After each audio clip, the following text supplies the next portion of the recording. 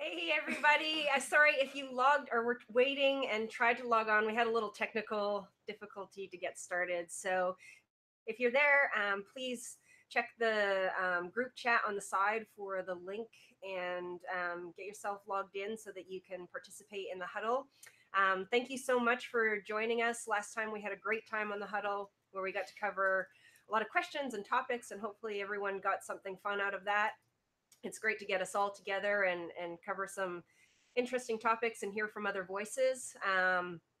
So today I really wanted to bring everyone together. We're getting into our off season, and we are starting to get into that time of year where people are looking at strength training and going through what they can rebuild through the winter, and maybe looking at some finer details of not only physical strength but mental strength. And so I wanted to bring us all together and share some thoughts and questions and some experience of some other people that I really look highly upon and value their input. So today we brought on Matt Foreman is here, and he is been part of the strength and conditioning world for over 2 decades.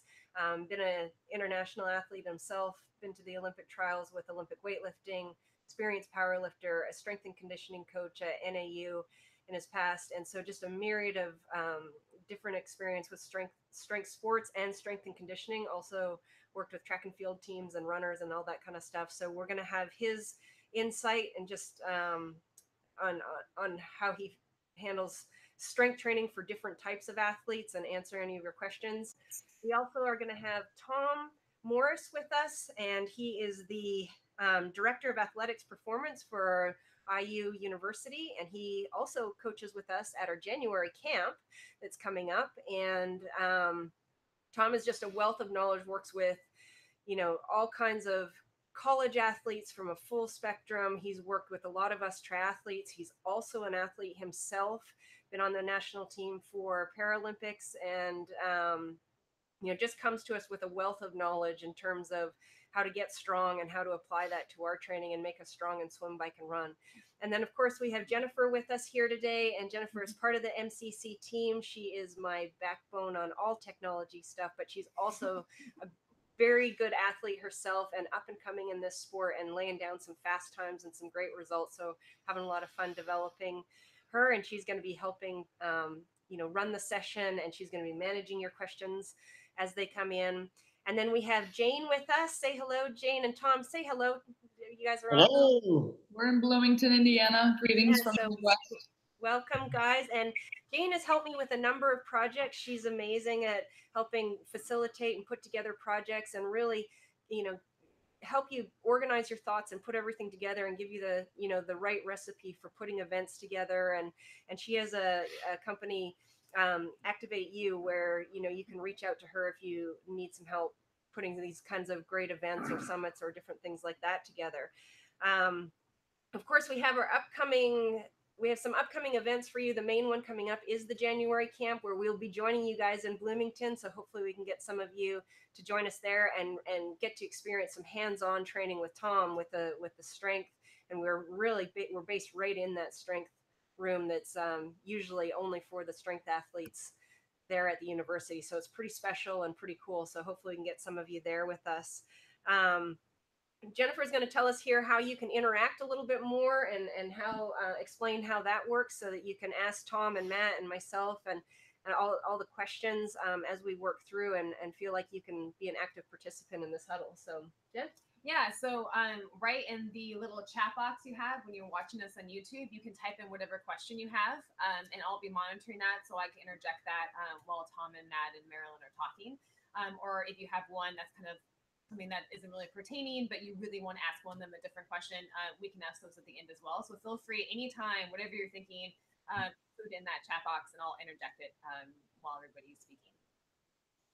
Great. And so, this year we had just an amazing year. I felt like from a coach's perspective, we just had unbelievable performances from everyone. Then the season's not over yet. We have Ironman Arizona this weekend. We have Ironman Cozumel coming up. We've got the Palm Springs half Ironman at the end of the year. So we've got some people still heading out there on the race course. Stay behind them. And we just had all kinds of PR performances this year. So really well done to everyone this year who towed the line and really put it all out there.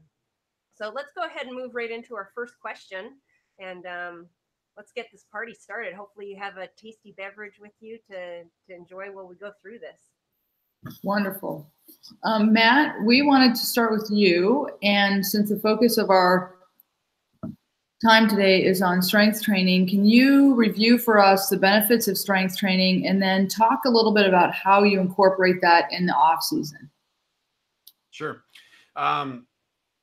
I think obviously there are a lot of benefits to incorporating strength training into the off-season training for an endurance athlete. I mean, for any athlete. One of the main ones that comes to mind is as a coach, I'm a pretty big believer in what I call postural strength, strengthening an athlete's posture. That's not a clinical term. It's just a term that I use to kind of keep things straight in my head about how I train athletes. I think that most athletes and endurance athletes specifically can benefit a lot just from strengthening all the muscles in their core, their torso, their spinal erectors, their shoulder girdle, just lots and lots of different things to keep the athlete more erect with a strong athletic posture in whatever athletic realm it is that they're trying to tackle. For endurance athletes specifically, I think this is important because, for triathletes especially, because when you're, any kind of an endurance athlete, specifically a triathlete, where you're on the run phase of your race, you're in a situation where you've been going for a considerable amount of time, and your body is, everything about your physiology is trying to break down and wants to break down. Posture starts to slouch, shoulders start to crunch over, and before you know it, you're just kind of looking like a garden slug trying to run down the road. I think figuring out a way to strengthen up an athlete's so that they can stay more, kind of strong and erect throughout their event is a huge one. Another benefit, I think, is just basic injury prevention. Most of the time, I think incorporating strength training into an athlete's life is probably going to keep a little bit healthier and keep them from getting injured more often. I also think it's fun.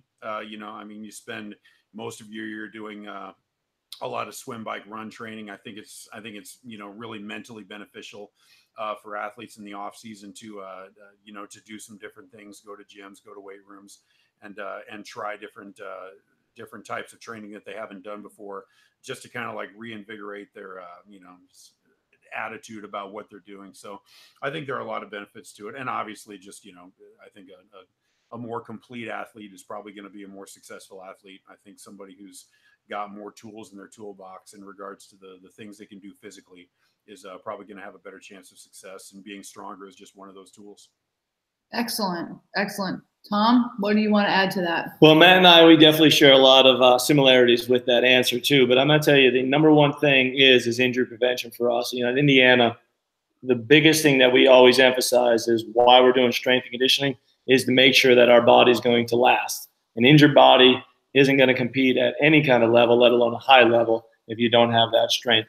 And so the biggest thing that we're always emphasizing is that balance from head to toe, front to back, making sure that the body has that symmetry, because a symmetrical body and a powerful body that has that balance to it is going to have the best chance of making sure that those injuries are at bay as much as possible on there. The other part of that is a more symmetrical body, a more well-balanced body is going to have the greatest ability to produce power, force, or any kind of performance in there. So what we're trying to do with strength training is trying to maximize the body in its generic formula as far as just overall strength and stability and everything else that goes into it, to make sure that when you actually get into your respective sport, if it's triathlons or basketball or whatever it is, you're going to be able to go out there and play it at a really high level, safely, productively, and really at the most powerful and explosive way possible. Yeah, second part of that question is, how do I incorporate strength training into my off season? There is just so many ways. There's just so many avenues to go. And I always say there's not a one size fits all deal. Get out there and try some different things. Get out there and explore, but have some fun with what you're doing. If you're having fun strength training, if you're having fun, getting after it and getting better, you're going to want to do it more often. So if it's CrossFit or if it's just getting to the local YMCA and working out with a personal trainer that you like, there's really no wrong answer to that. It's just about making sure that your program's progressive, it has an overload, and it's comprehensive. And if you could hit those things, you're going to have a lot of success. Nice. Marilyn, what would you like to add to that? Yeah, I mean, obviously these two are the experts in strength and conditioning for athletes and knowing exactly what's right. But from the actual triathlon coach's standpoint of view, the biggest thing I see is through the season, we do so much endurance stuff. And one of the problems that we have is just getting sort of slow and weak, because a lot of us do long distance where it's 70.3 or Ironman, and even Olympic distance races relative, it's a long event. I mean, even the 400-meter running race is an aerobic event for women. It's an anaerobic event for men, but aerobic for women. So we get kind of slow and weak and really break our bodies down a lot through the season. So if in the off season we can have this period of time, we talk about a lot of recovery in the off season. We need recovery and we need to rebuild, but part of that rebuild process when you're an endurance athlete is, building up that strength a little bit again. And in particular, as we get older, that becomes more and more important. You see, someone who's been doing triathlon, 10, 15, 20 years, and as they get up into their, 40s and older, we just get weaker and smaller and smaller. Maybe if you're in your 20s, that's not quite as much of an issue, but as we get older and we're at this longer, that rebuild phase in the winter is I think, if for the longevity and for performance wise, from season to season, I think it makes a big difference. Excellent. So while we're talking about the off season, think about what you were just recommending, and then what are the most common mistakes that you see people make in the off season, especially as they're trying to anticipate their next season? And maybe Marilyn, you want to start that time. Yeah. So one of the things that I'll see a lot of athletes do is they make one of two mistakes, which are extreme opposites from one another. They either ignore the off season altogether and just try and stay right into race shape, and they don't spend any time recovering and detraining a little bit. That detraining process in the off season to come back and train at a newer and higher level is extremely important in the big picture of improving from year to year. So that's one mistake I see. The other mistake I see on the extreme opposite end is people going, oh my God, I'm so glad it's the off season. And they just do nothing for like 2 or 3 months. And they get so far away from any fitness or any conditioning whatsoever, and don't use that time to work on their weaknesses and rebuild themselves, that when they start back, they're so far away from where they were that's when actually injuries pop up. They have to work now for weeks and weeks and weeks just to get back to where they were, maybe even like at the start of the previous year, let alone start at a new level. So we want to make sure we rebuild and rejuvenate in the off season, but we also want to make sure that we don't get so far away, like just go, screw it, I'm going to sit on the couch and in the pub and drink for 3 months. And then when we start back again, we're like, oh my gosh, I am so far away from this. And maybe also a little delusional about where they should be starting off. And that's when injuries pop up like 4 or 5 weeks into their training. So that's what I have noticed the most. Does the training for an off season differ depending on your distance? Yeah, so it definitely differs what type of athlete you are in terms of age, race distance that you're training for, as well as how big was your season. So an off season for someone who, let's say they're training 20, 25, 30 hours a week, and they race maybe 3 or 4 Ironmans a year, their off season is going to look really different than someone who's averaging, let's say, 8 to 12 hours a week, and they race maybe 2 or 3 times a year. So it really, like most answers to when it comes to athletes, is it varies and it depends. But some of the basic rules apply. Excellent. Tom? Yeah, so mine is looking at the calendar year as a 12-month cycle or a 12-month phase, and understanding where the highs and lows are, the competition time to the deload time, all of that stuff, and not giving ample amount of time in those sections. And I'll give you an example. For myself, last year I had 2 years ago it was, but I had a really successful hand cycling season. And I came off of that season excited, and I just wanted to continue to get better. But where I should have deloaded a little bit, or maybe not even deloaded, but actually took the time to strength train and build my body back up, what I did was just kept going and kept trying to push that and kept moving in. And then we moved into a situation where I was getting closer to competition season, and I didn't do an ample amount of strength training. And what happened was my body tore down, and just it broke down by the midway through. And the problem is the fact that I just didn't take it as 12 months here. Let me devote October, November to strength training and really emphasize building my body back up. Take those 8 weeks, maybe even 12 weeks, and make that as the phase of a strength time, and then try and make that whole system kind of feed off of one another. Strength goes into more of building endurance, and then endurance goes into, you know, just making sure it's going to progress into the different phases of your life. And we have that happen a lot with our soccer athletes. You know, they get done, you know, in December, I'm giving a plug here, but December 10th, we'll win our 9th national championship. I'm predicting, I'm saying it. Just saying. I'm not superstitious, so we are going to say. And but as soon as we get done, those guys aren't going to want to deload at all. They're going to just want to keep playing, and they're going to want to get out there. And the problem is if we don't address them just getting stronger and building their bodies back up, you know, later on, you know, that following year, it's going to be a pretty challenging time for us, and we're not going to be able to peak the way we want to. So, yeah, take the time, really devote yourself to those certain periods of time, and you'll have a big upside. Excellent. Matt, what do you have to add there? My answer is it's pretty closely connected with Marilyn's. I think one of the main mistakes people make during off-season training is not giving themselves a real off-season. I think what happens is, well, first of all, I think endurance athletes, triathletes, they're usually going to be kind of hard charger type of personalities. They're usually going to be on the high side of motivation and wanting to work and wanting to race and wanting to train all the time. I think that's just probably just kind of the personality that goes along with the sport.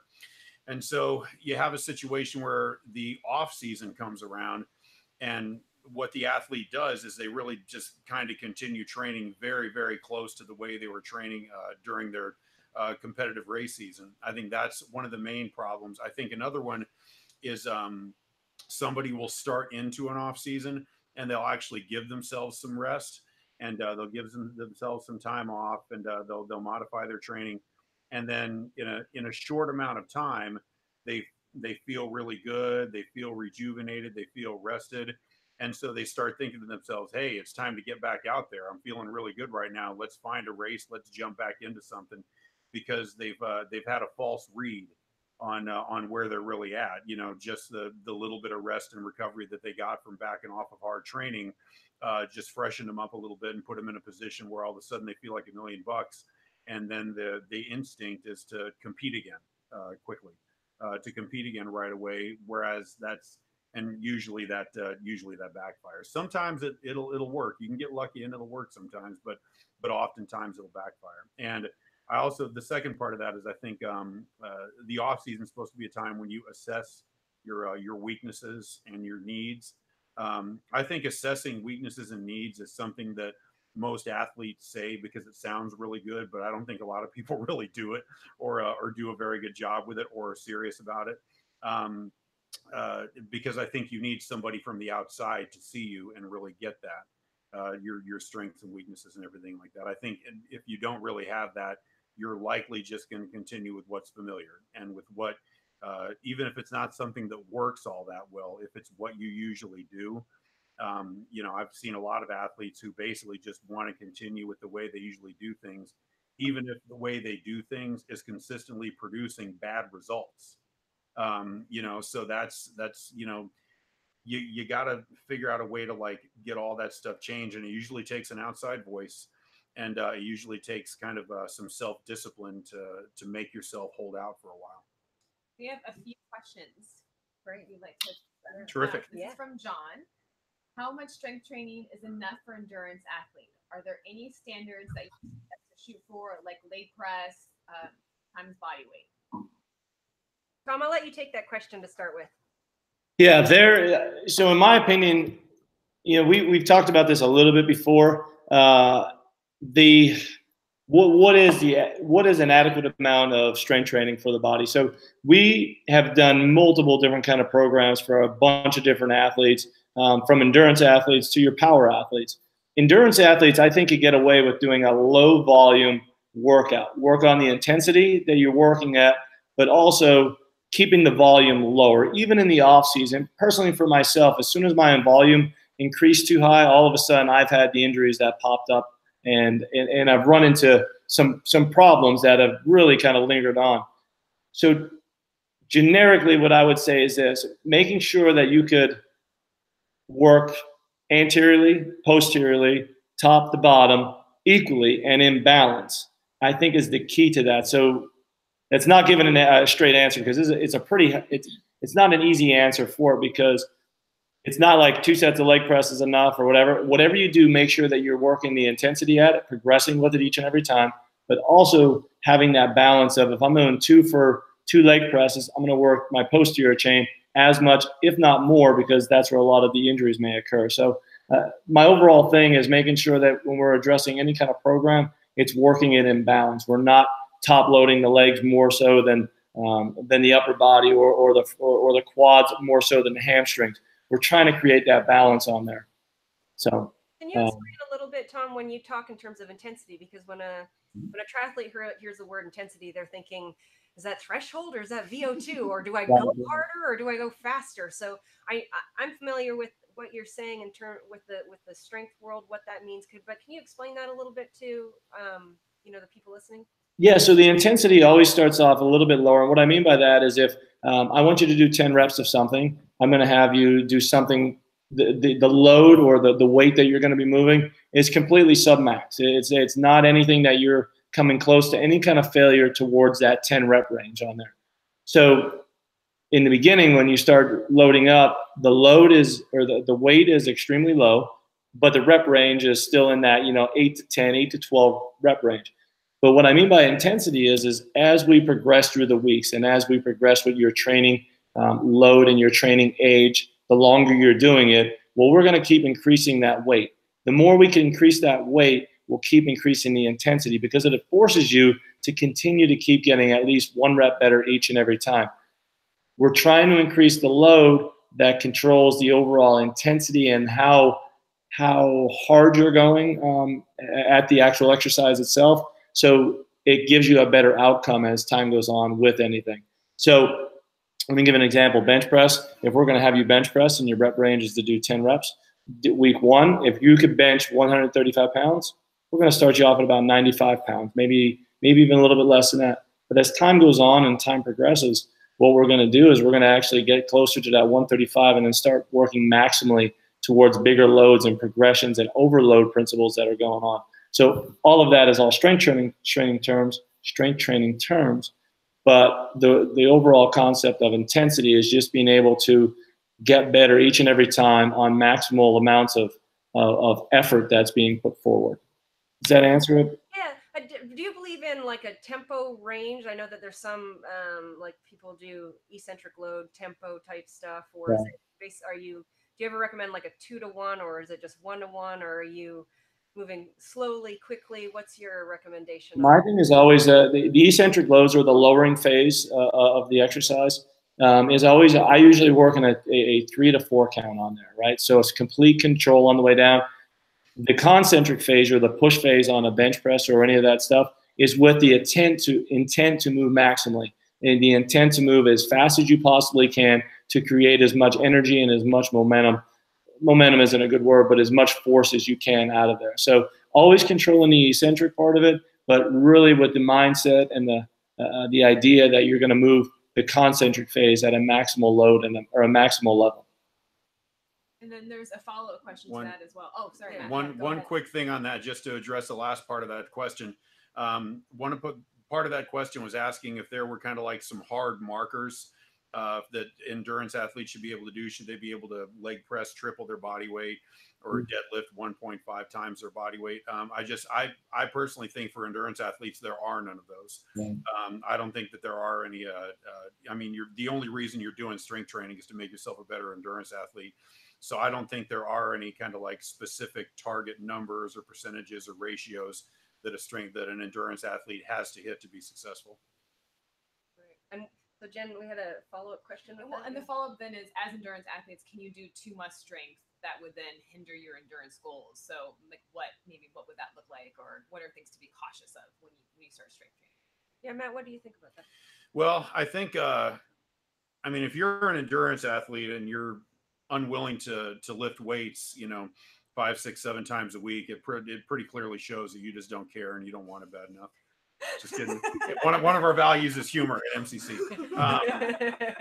Yeah, I think you can definitely be doing too much, but too much is going to be entirely dependent on the individual athlete. What's too much for one person might be not enough for another person. I think evaluating what is too much is really, really, really going to be based on what's physically happening with the athlete as they're doing the strength training. I think if you put a set number of workouts into a week, a set number of strength training workouts, and you kind of continue that for 2 weeks, 3 weeks, 4 weeks, I think monitoring what's happening with the athlete physically, not just in terms of how they feel, but any changes that might be taking place in their body, size, muscle density, loss of flexibility, things like that. I think those things kind of have to be on like constant probation to be able to determine what's enough or what's too much. Yeah, what do you think on that, Tom? Have you noticed anything? Yeah, it's constant feedback. I mean, I'll echo exactly all that. There is a lot of strength training questions are real difficult. They're not real easily answered because it's really based off the individual and what is happening for them. So especially with endurance athletes, we have great runners out here that literally will lift, twice a week in here. But then there's others that are lifting 4 times a week because that's what their body really requires them to have. So the overall, no doubt you could do too much, but the same people that are doing too much, it wouldn't be enough for before. So we're always trying to go back and forth and making sure that we're, really trying to address the feedback that we're getting from the athletes and how their bodies respond and, how their bodies and how their minds respond to this whole thing. Because at the end of the day, we want this to be a supplement to them feeling really good, feeling strong, feeling confident. So getting the feedback from them is an important thing in making your evaluation of what the future is going to be and what that program is going to look like. So thank you for that segue to the mental strength part of training. Right. That's beautiful for our next question, which focuses on how we develop our mental strength in the off season. So what do you think is particularly special about the opportunities in the off season for developing our mental strength as athletes? Yeah, definitely.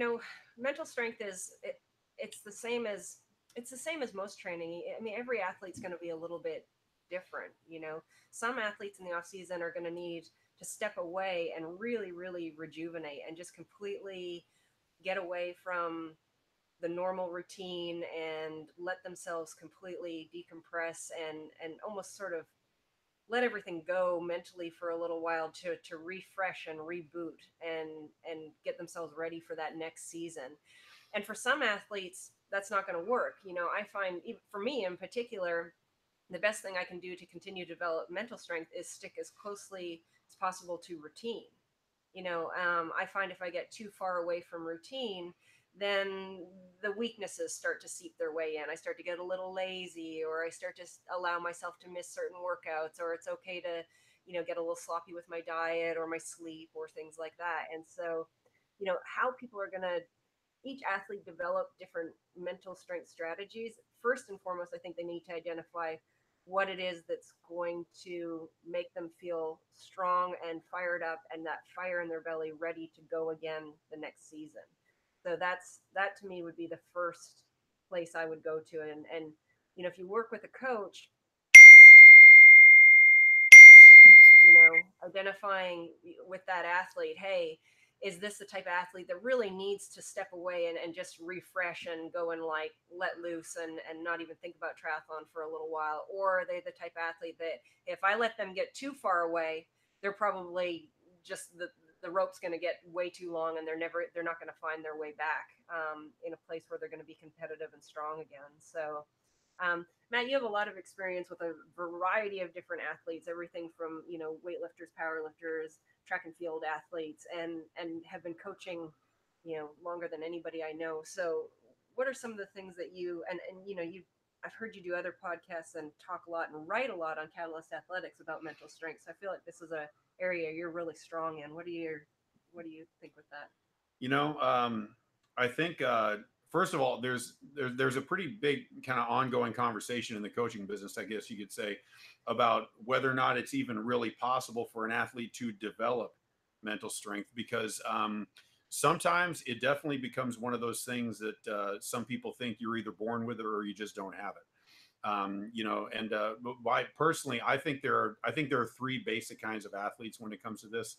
I think there are some people who are just born mentally tough competitors. They don't need to work on it. They don't need to read books. They don't need to see a therapist or anything like that. They're just, it's in their DNA to be mentally strong competitors. I also think there are some people who aren't born mentally tough competitors, but they have the tools in their personality to develop it. They can become something stronger inside than what they were before. And then I know it's not a nice politically correct thing to say, but I also think there's a third kind of person they're not mentally strong, and they're probably never going to be, because they have their head just so far up their ass that there's probably not much chance of it ever, you know, prying out of there.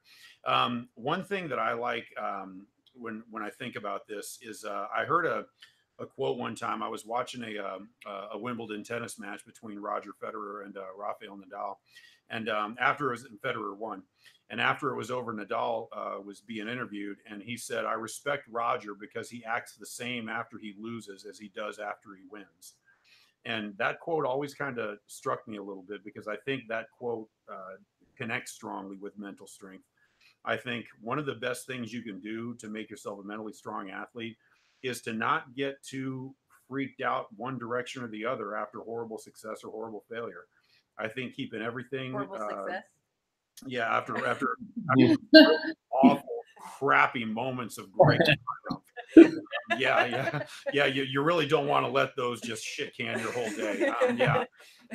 But I think the idea of, like, you know, kind of, first of all, maintaining short memory.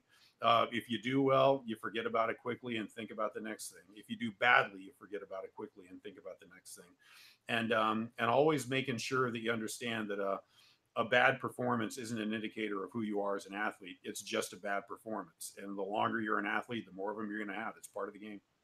Yeah, Tom, same thing. I mean, you work with so many different teams that come in and out. I mean, you're, you know, athletic director for performance, so it's like you're going to see soccer teams, you're going to see the strength athletes, the football players, the basketball players, all that. What would you say is like some of the common threads and themes that you're seeing in, you know, in their competitive season and off season that you can pinpoint as a coach, saying, hey, this person maybe needs to work with the sports psychologist, or this person's just, you know, a lot tougher than everybody else, or maybe that's not the right words. I don't know.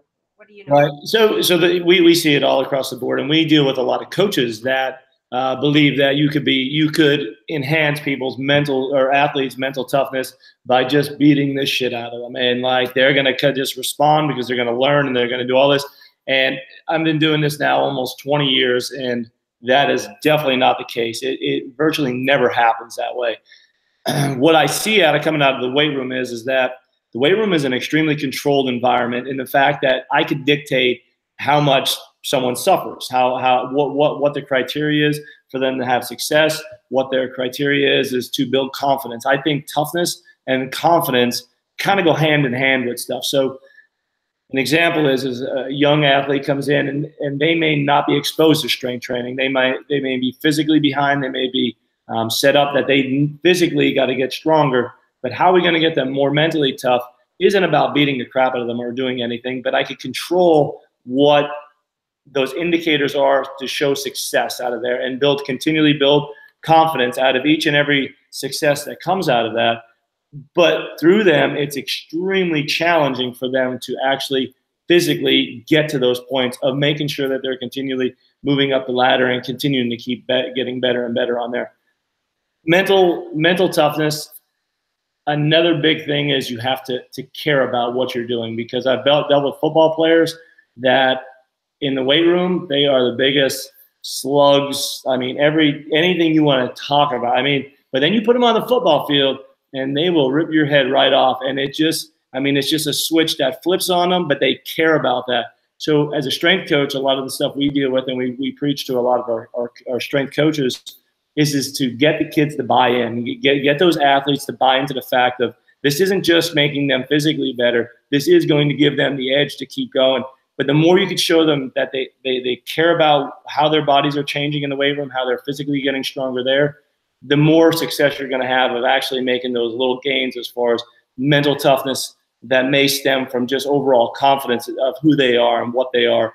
And when they step on their field of play or road or anything else, they're able to do it at a lot more intent and just at a much more, much more confident area. Excellent. That's great. And actually, we have a question from one of our viewers. This is from Alex, and it's regarding nutrition. What should it look like during your off season, given that the training volume and intensity is different? So what should the nutrition look like during an off season? And what should nutrition look like for strength training? And I guess the question would be, if you're doing strength training in the off season, then does that impact differently? Yeah, I mean, absolutely. I mean, when you're in your off season, if your load is down, obviously the intensity's down, the volume's down, the amount of hours that you're training, you're going to want to.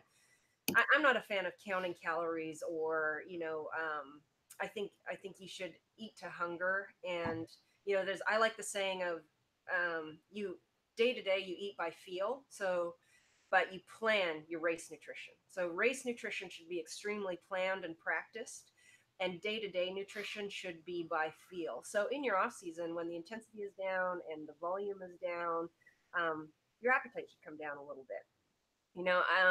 A lot of people in the off season, triathletes are kind of wired this way for whatever reason. We go off season and we start eating like pizza and burgers and drinking beer and we go crazy and we stack on 10 pounds.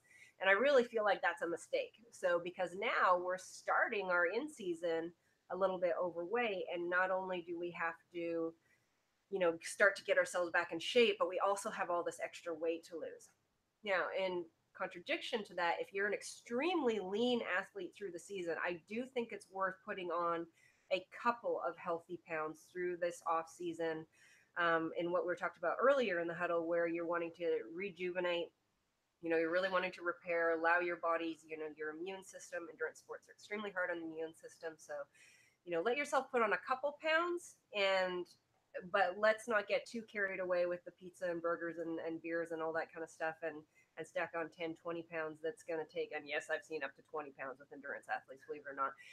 That's going to, really hinder that restart when we get going again. So that's not a perfect answer, in that I don't have an exact, this is what you should or shouldn't eat. But I would say, if you're going to make changes to your diet, in the off season is a good time to try them. And, in terms of what you would eat as a strength athlete, I'm not a registered dietitian.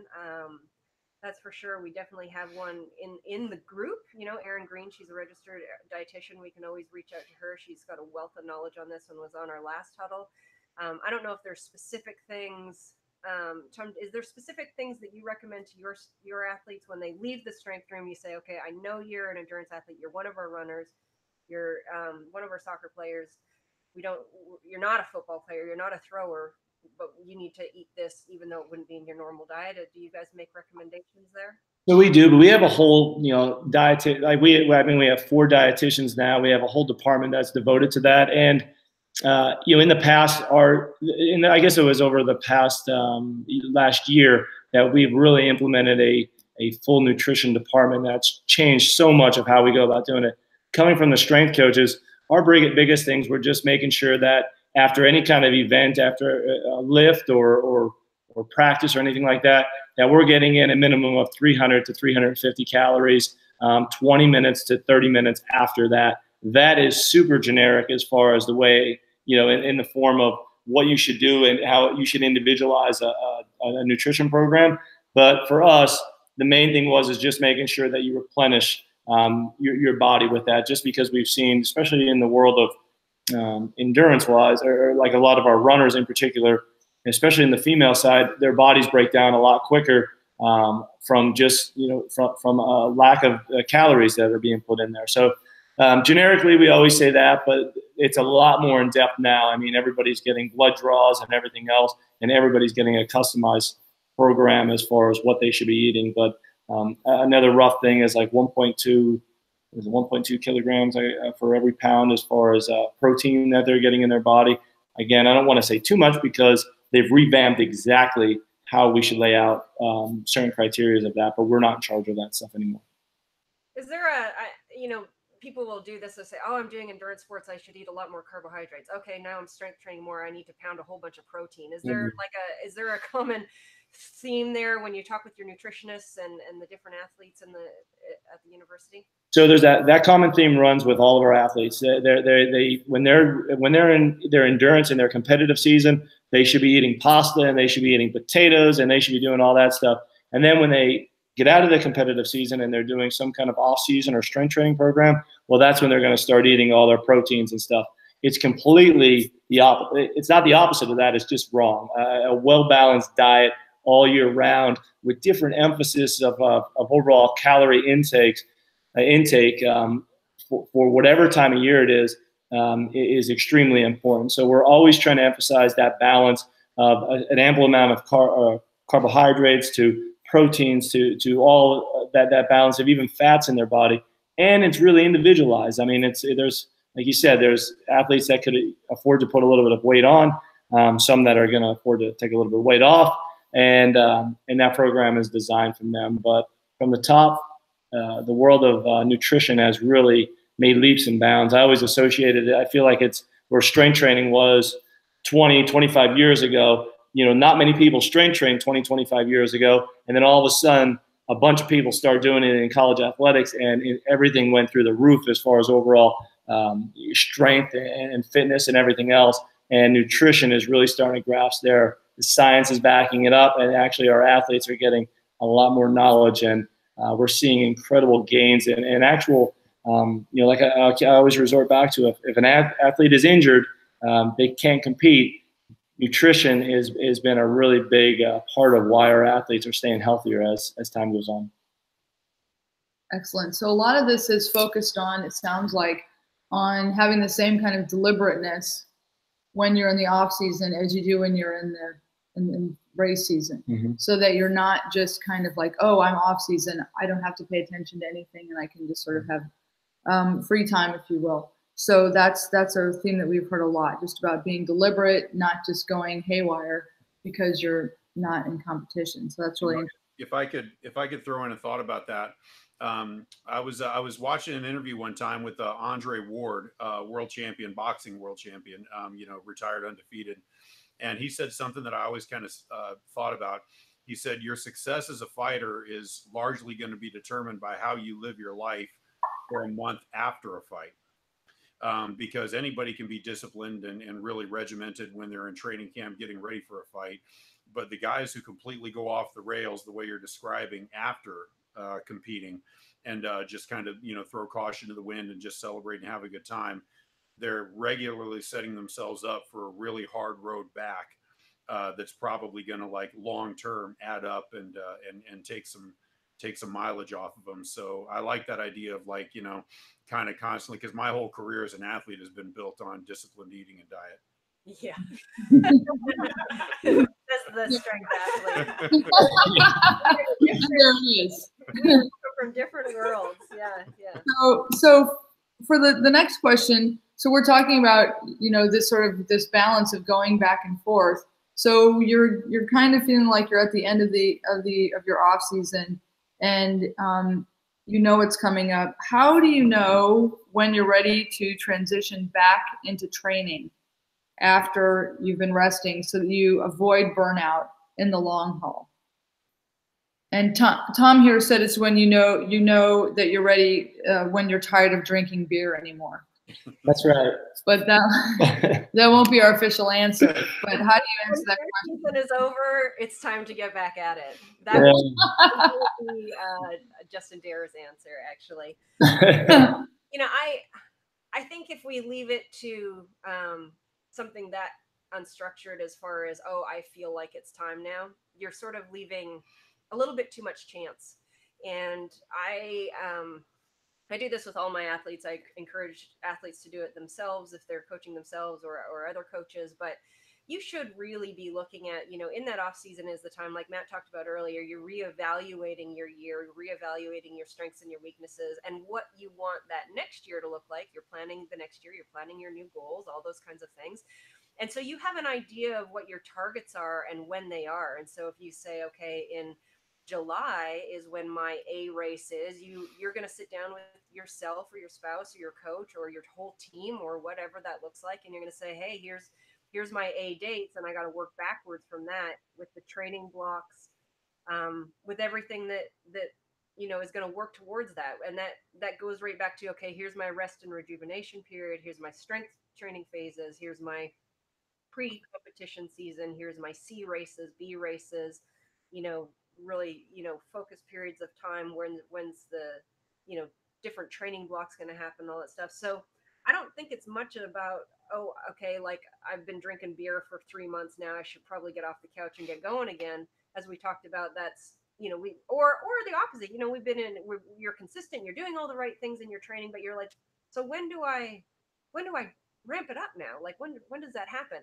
I think none of this should be left to chance. It should be that you very clearly know what your training blocks are and work with a coach to say, okay, I'm the type of athlete, I know I come into form after a 6-week training block. And so from your A race, if you know that, and there's going to be some moving around with that, another athlete might be a slow responder and they need a good 8 to 10 week block of very specific building training to get the response that they need to their A race. So I guess that's a long-winded way of saying I don't think that decision comes by chance. I think it comes through planning.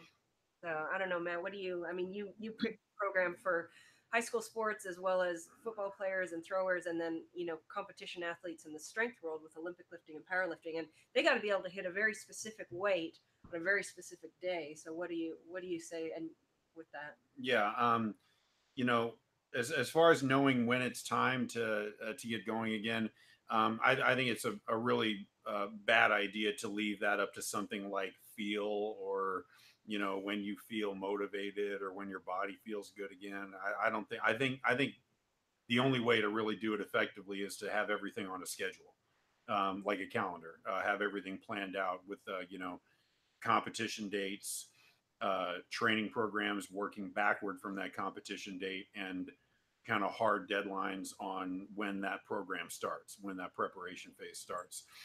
So I think it all has to be scheduled and structured and planned out calendar wise. I don't really believe in basing anything on I feel like I'm ready to go again. I mean, if you're going to be a successful athlete, you should always feel ready to go. Absolutely. Tom? Yeah, so I'll echo exactly what you two are saying. We talked about deliberateness. I believe there should be a rhyme and reason for 12 months out of the year. And that's what, initial statement of making sure, that's a big flaw that I think that's a big mistake people will make, is if you don't have that planned out for 12 months. But if you leave it up to feel, I think Marilyn said it before, you get out of your routine, you get that undiscipline going. Before you know it, you took 2 weeks off, but you didn't quite feel great then, and then you do have you're a month and a half after and you still don't have this feel to come back. So nothing's left for chance. It should be programmed in. You should hit hard deadlines of, I'm going to do this 2 weeks and then I'm going to get back. But I think it makes the quality of that 2 weeks even better. When you know that in 2 weeks you're going to get back training, you get your stuff done and you don't just let stuff go. And that's for me has always been that way. If I would have left it to chance, I would have procrastinated on everything. So I need to have hard deadlines on everything, because that makes me just a better, functioning person all the way around. But as an athlete, it's the bread and butter of making sure that I'm hitting those deadlines to make sure I'm addressing everything that I need to do in a calendar year. Gotcha. Yeah. So if we hear what you're saying, your off season is just as scheduled and delivered as your on season, we'll call it. Mm-hmm. And then, so you're saying if you have a day where you're not doing much, your training plan will actually say, don't do anything today, or, a 15-minute easy run or something. You're saying every time, and you're all saying the same thing. It sounds like you have to be deliberate, you have to be intentional, and it might seem like it's frivolous to write in to do a 15-minute something or another, but you have to move with that same level of deliberation in order to be successful the whole year round.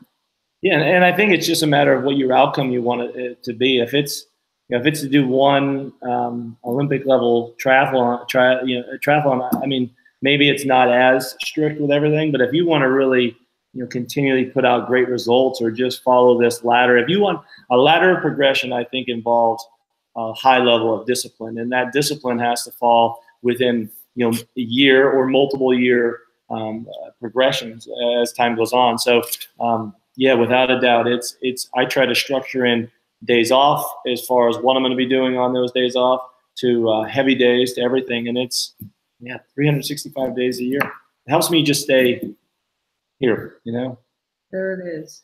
And that's as important as anything. That's right. Excellent. So, we've had just like awesome topics, and, everyone's given some really, really great answers. And I hope that everyone is getting, some of their, questions about strength training and how to handle the off season. There's a lot of stuff out there online, and it gets really confusing when you read through this stuff and exactly how to manage this part of the year. And, it's easy to get sidetracked at this time of year.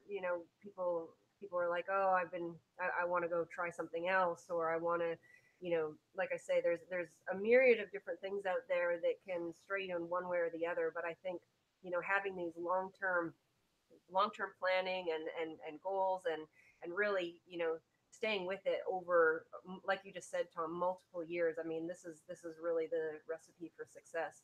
So, as we wrap it up here, I definitely want to, thank you guys for your time and your expertise and everything that you are willing to share with us. We're really lucky to have the level of knowledge that you guys have, and you're willing to come here.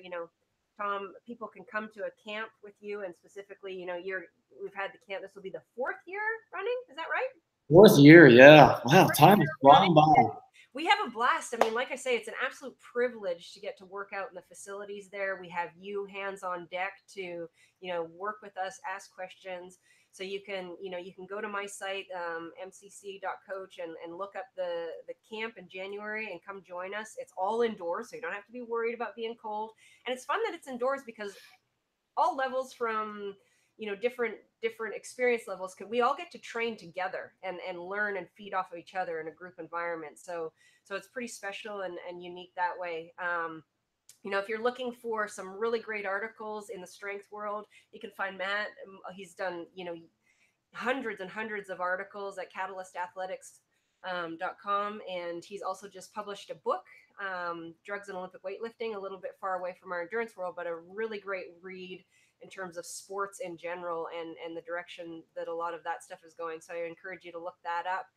And, Tom, you've got some really interesting things on the plate and going on. So I want you to go ahead and tell us where we can reach you, where we can find you, what we're looking for. If people want to contact you, they want to talk to you more about strength training, let us know where we can find you on that.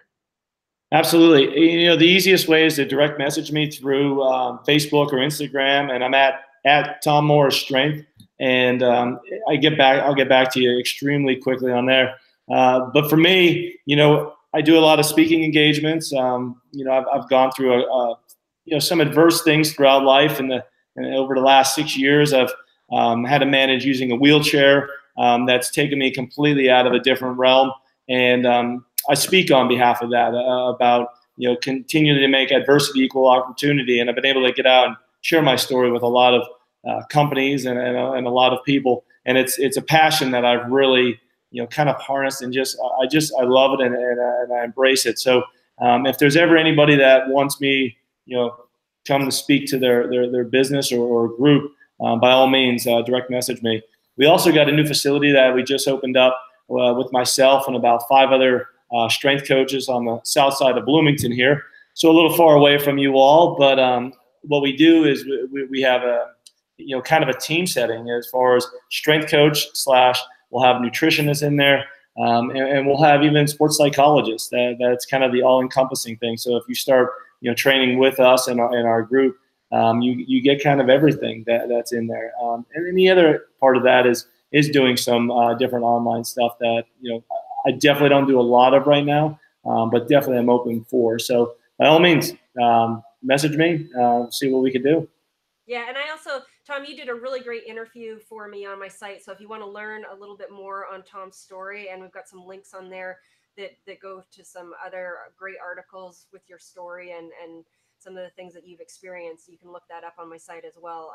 So thank you for sharing with us and being available for us. Thank you, Jennifer, for hosting, facilitating, and making all this possible with all the technology. None of us could do this without her. She manages the whole technology side of this. We even stole her husband's office where we've got the ability to do this. So really appreciate that. And Jane, thank you so much for hosting and facilitating the questions and putting the whole program together. We couldn't do this without you. You guys are the backbone of making all this happen and make us coaches look good. So we definitely couldn't do it without you. So thanks to everyone for coming in, and hopefully, we answered some of your questions, provided a little bit of humor, and we hope to see you back for another one of these huddles in the near future. All right. Thanks, team. Bye. Thanks. Bye-bye.